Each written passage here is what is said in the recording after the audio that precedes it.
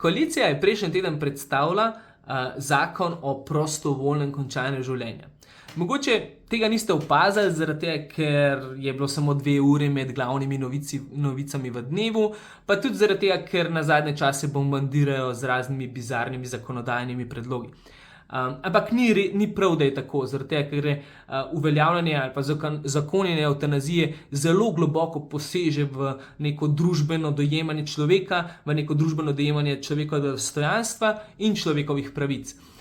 In ne smemo se pustiti zavesti, zaradi tega, ker govorijo o kompromisnem predlogu in da so naredili en ogromen korak nasprotnikom evtanazije.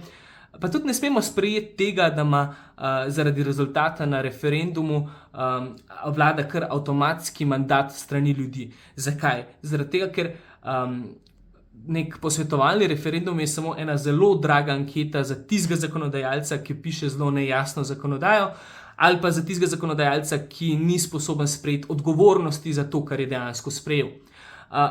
Pa še 2 pomembna vidika sta, in sicer to, da je javna razprava bila zelo okrnjena, zaradi tega, ker smo imeli evropske volitve, kampanje za evropske volitve, in pač ena javna razprava na RTV-ju ali pa 2 nista dovolj za to temeljito zakonodajo.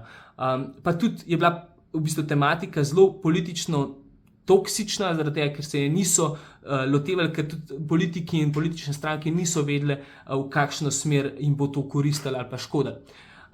Drugi razlog je pa zelo pomemben, je pa bolj kot se govori o evtanaziji, bolj kot se govori o prostovoljnem končanju življenja, manjša je podpora za take zakonodajne predloge. Če se vrnemo nazaj, na začetku volilne kampanje, če smo gledali ankete, je bilo recimo cirka 70% do 75% ljudi podpornikov evtanazije. Bolj pa, ko se je govoril o tem, bolj, ko smo se bližali dejanskemu referendumskemu dnevu, manjša je bila ta podpora. In na koncu je v bistvu samo zgolj 55 ali slabih 55% ljudi podprli evtanazijo. In to pomeni, da moramo bolj govoriti o evtanaziji, bolj moramo govoriti o posledicah takih zakonodajnih predlogov in ne smemo se bati, ne smemo se pustiti zavesti, da gre za nek kompromis, ki ga je tle vlada sprejela.